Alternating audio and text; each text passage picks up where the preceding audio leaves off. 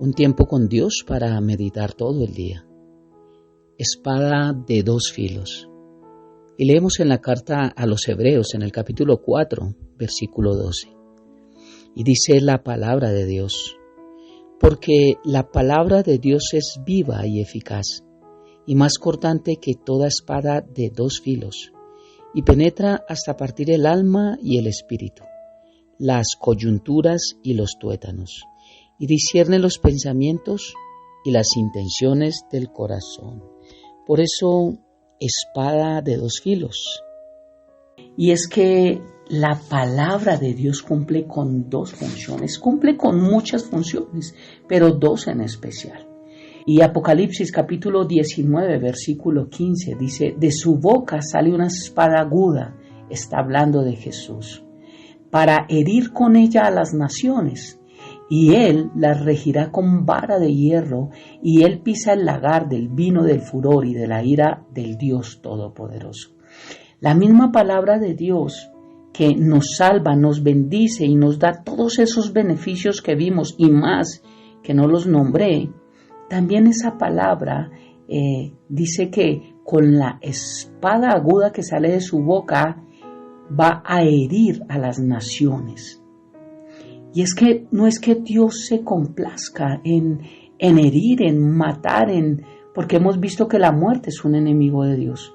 Pero aún desde el Antiguo Testamento, y quiero que lo entendamos, cuando leemos en el libro de Deuteronomio capítulo 13, desde el versículo 11 en adelante, Dios está hablando acerca de la elección de la vida y de la muerte. Está mostrando que la palabra es una espada de dos filos, que separa, corta, divide. Entonces nos salva a los que creemos que la palabra de Dios es verdad, pero también juzga a los que creen que la palabra de Dios es un mito, es una mentira, es una falacia, es algo inventado por hombres. Y es que Juan capítulo 3, versículo 36 dice: el que cree en el Hijo, en Jesucristo, tiene vida eterna, pero el que rehúsa creer en Jesucristo no verá la vida eterna, sino que la ira de Dios está sobre él. Recordemos que Dios es santo, que Dios es justo, y por ser justo tiene que castigar el pecado. Y envió a su Hijo para que muriera por nosotros, para que pagara por nuestros pecados, cuando no le correspondía a él pagar por ellos.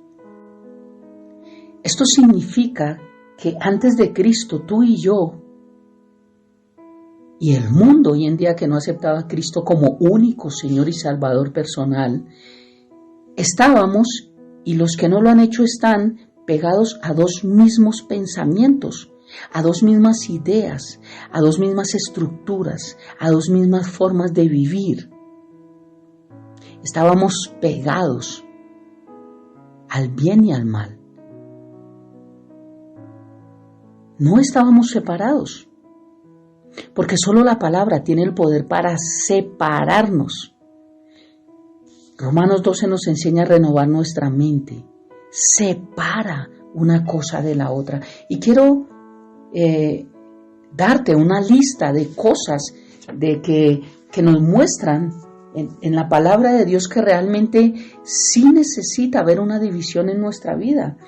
Y Dios tiene muchos ejemplos en la palabra, pero anoté unos cuantos para que nos demos una idea de que realmente sí necesitamos separar, dividir, cortar, no solamente pensamientos que teníamos antes de Cristo, sino vidas, relaciones, comportamientos, estructuras, actitudes, experiencias, muchas cosas que estaban ligadas y que solamente cuando llegamos a Cristo empezamos a entender que todo nos es lícito, pero no todo nos edifica.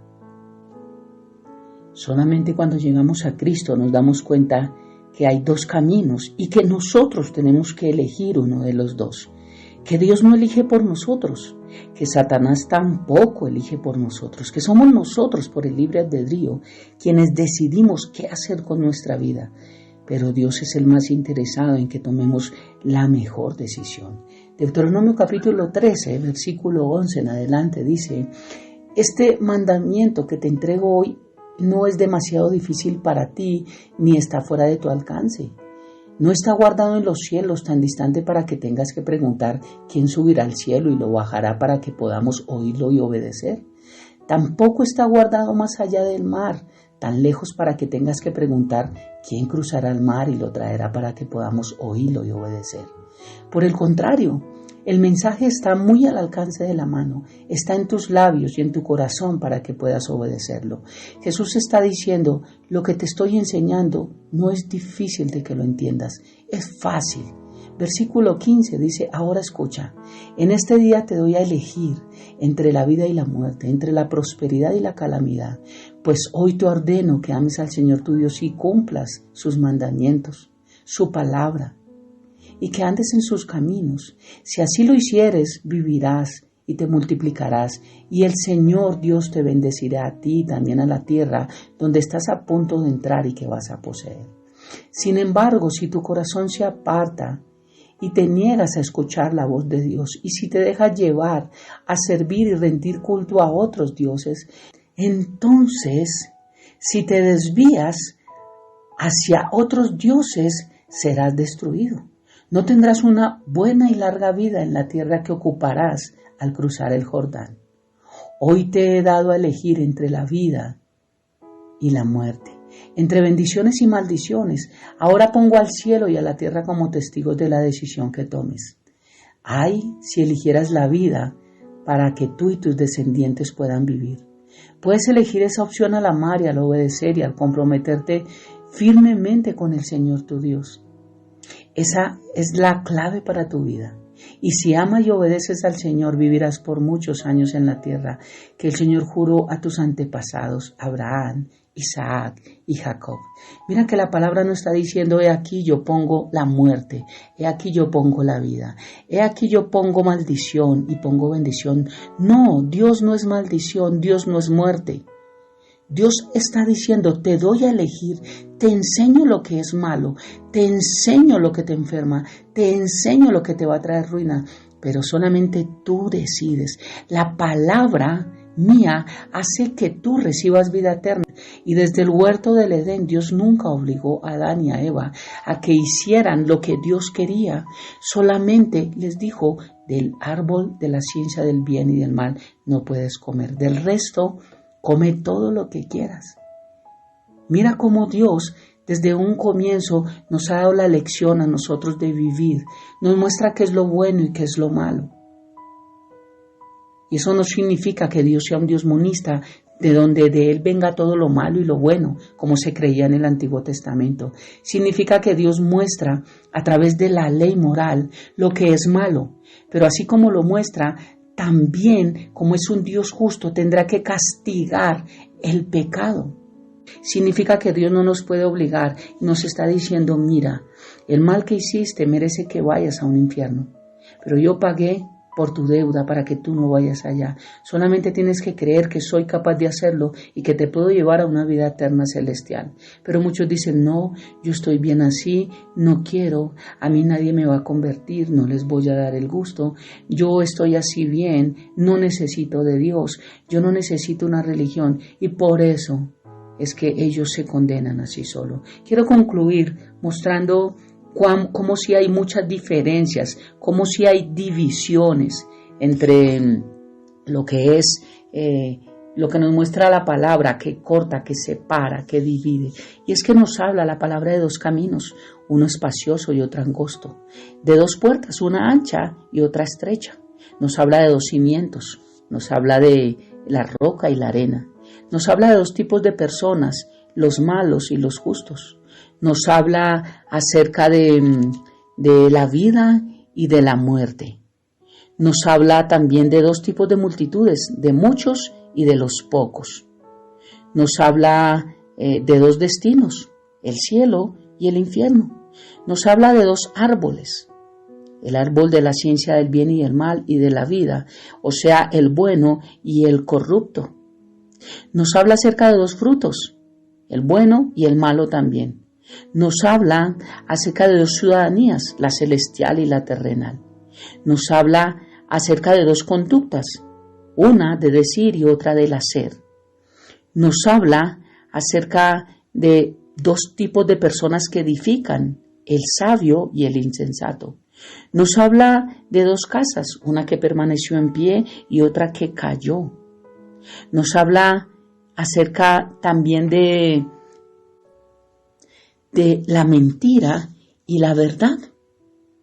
Nos habla también acerca de dos religiones, aunque he explicado que no vivimos bajo una religión, sino una relación. Pero para tratar de no confundir, digamos que estamos bajo dos religiones, una con mérito humano y otra con mérito divino. La del mérito humano vive bajo la ley, por obras, lo que yo puedo hacer, como yo trato de acercarme a Dios. La del mérito divino es por gracia. No es lo que yo hago, sino lo que Dios hizo en mí. Es por fe, no es por obras. Y no es por ley. Es porque me he rendido y he permitido que Dios se acerque a mi vida. También me habla de dos opciones, el castigo o el perdón. Quiero decirte que ambos caminos nos prometen ir al cielo, ambos.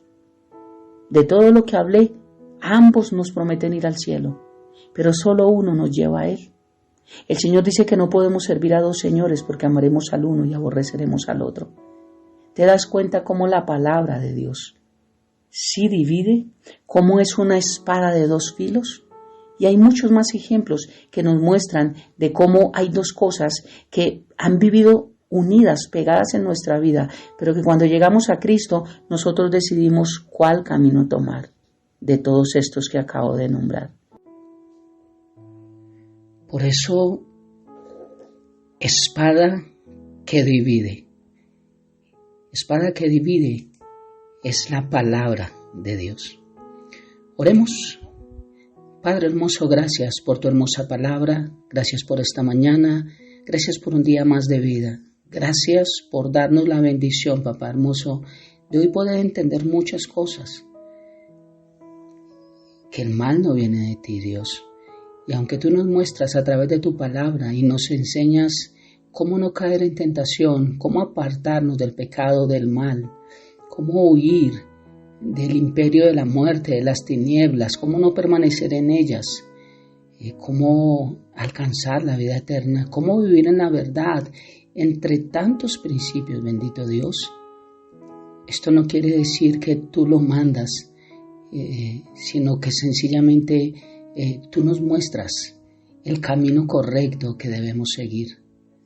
Gracias, Padre, por cada palabra, cada mañana, por darnos a conocer estas verdades a nuestra vida y por poner a nuestro alcance tu palabra, esta espada de dos filos que es viva y eficaz, que nos muestra lo que hace la palabra de Dios y nos muestra que es una espada de dos filos que divide, que separa. Y nos muestra tu palabra que aunque estábamos separados y muertos en nuestros delitos y pecados, tú viniste, Señor, a morir por nosotros y a justificar nuestras vidas a los que creemos. Estábamos divididos entre el trono de la gracia, el cielo y nuestras vidas. No había conexión porque se perdió desde el huerto del Edén. Pero tu muerte en la cruz viene a traer ese bálsamo, esa solución para que podamos dividir nuestra vida en todas las áreas y esto nos ayude a cambiar nuestra manera de pensar, a cambiar argumentos, tradiciones y podamos rendirnos a nuestros pies, a tus pies, Señor, para poder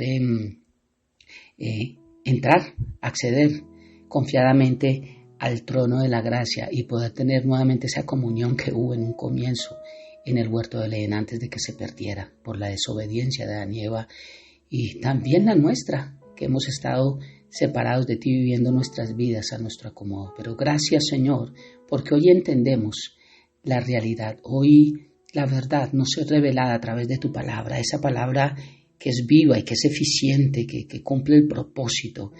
Y entendiendo todo lo que hace en nuestra vida, vemos que vino a dividir lo malo de lo bueno en nuestra vida y a dejar lo que nos sirve y a sacar lo que no tiene que estar en ella. Te amamos y te bendecimos, Padre, y dejamos este tiempo en tus manos, habiendo orado a ti, en el nombre de Jesús y bajo el poder y la unción del Espíritu Santo. Amén y amén. Bendiciones del cielo para todos.